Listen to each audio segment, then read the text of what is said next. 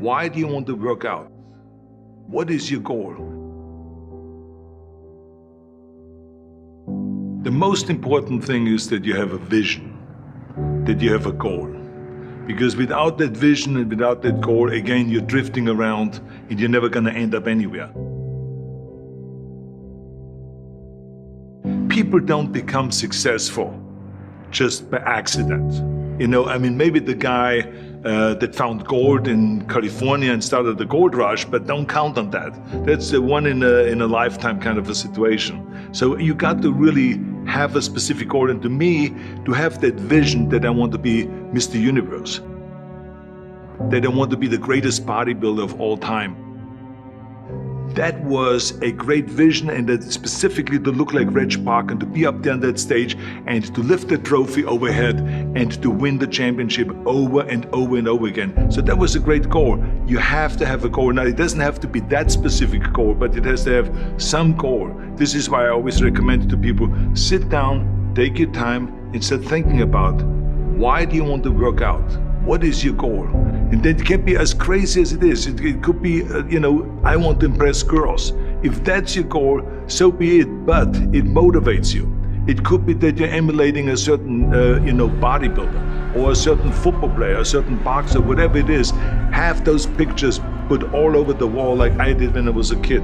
I put pictures of Reg Park and of Sonny Liston, of boxers and of Ali and of powerlifters and weightlifters all over my bedroom, wall. So that every day when I go to sleep, every day when I wake up, I look at those pictures and they motivate me. You need that motivation, and then therefore you have this kind of imprint in front of you all the time, and you know exactly what you're chasing.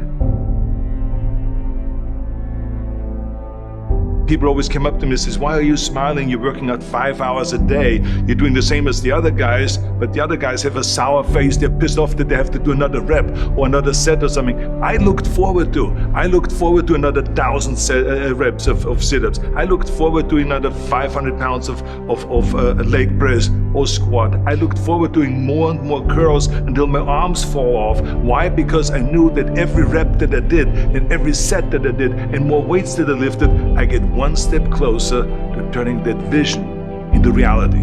So I was turned on by that. I was excited. I couldn't wait to get to the gym.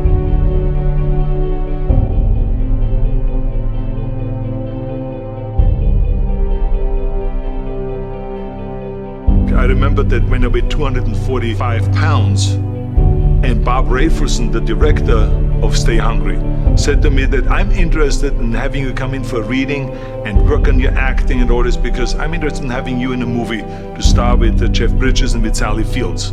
I was delighted about that, and I was excited, and I started pumping up more and more. And then he said, but I don't want you to weigh more than 210 pounds. You want me to be in the movie, but I'm weighing 245, 246.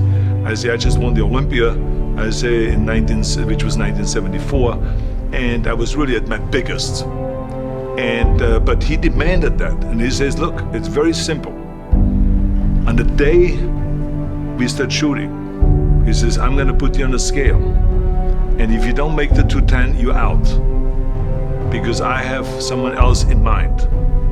And I worked on it. I started visualizing myself very clearly as a lean athlete, because that's the only way I could lose that weight and all of a sudden get interested in running more. Because up until that point I ran like 3 miles after training or before training or whatever, but now all of a sudden it was 5 miles, 6 miles, 7 miles, 8 miles, and they even ran mini marathons in order to lose the weight, and I did everything with high reps, and I was watching my diet, what I eat and all those kind of things. But the day before, I remember we were in Birmingham, Alabama. The day before I was at the YMCA with Bob Rafelson. He was swimming and I was working out, and I was running. There was a track there and I was running. He says, let's step on the scale. And I stepped on the scale and I weighed 209. So it just shows to you what is possible if you visualize exactly what you want to look like.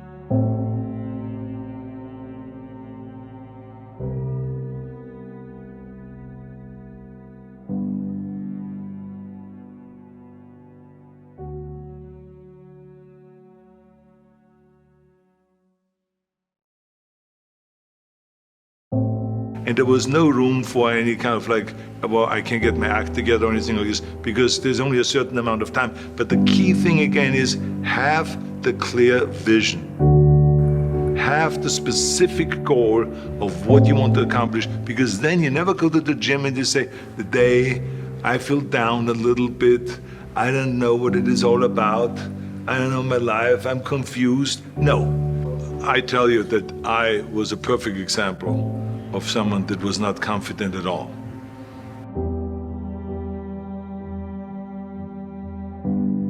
I mean, when I was a kid, I was just like any other kid. I had my hang-ups and problems and all this.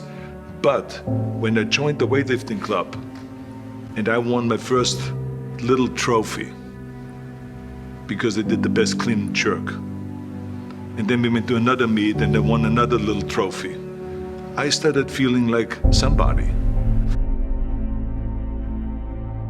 But the bottom line is, everyone can use the same method, because I used it in politics, I used it in making money, I used it in everything that I've done in the movie business. When you have one little victory, little victories add up, and that is what gives you then ultimately confidence.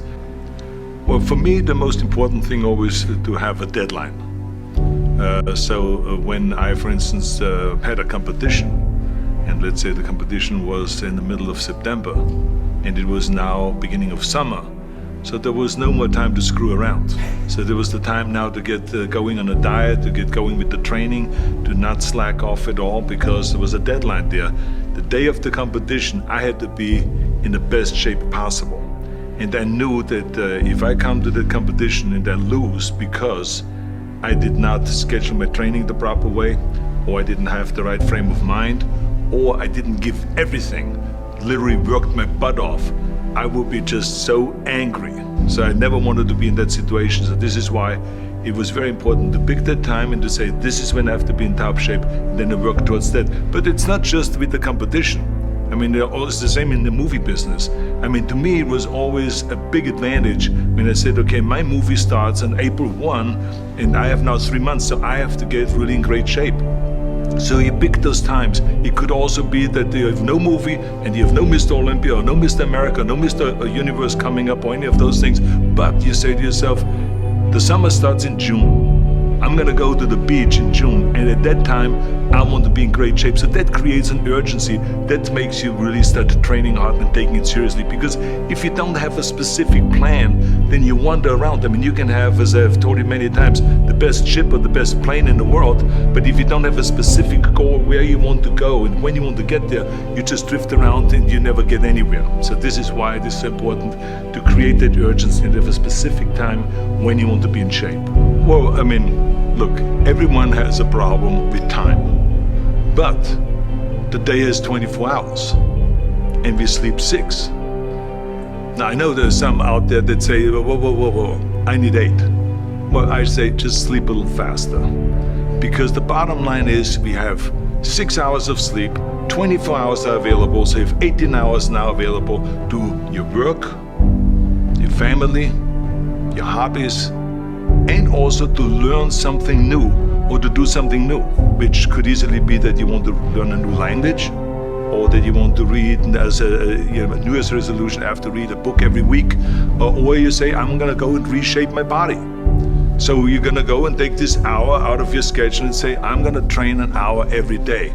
So this is, for most people, a huge challenge, but it is totally doable, I can tell them, because the kind of things that I did when I came to this country, I mean, I went to school, I was working in construction, I was working out my 5 hours a day, I was taking acting classes from 8 o'clock at night to 12 midnight, I was doing all of those things. I wanted to make sure that out of the 24 hours of the day, that I don't waste one single hour. Those hours were too precious. And so there I just want to tell people, don't give me this thing, I have a difficult time with the time and I don't have time for this and I don't have that. You have time, you make the time.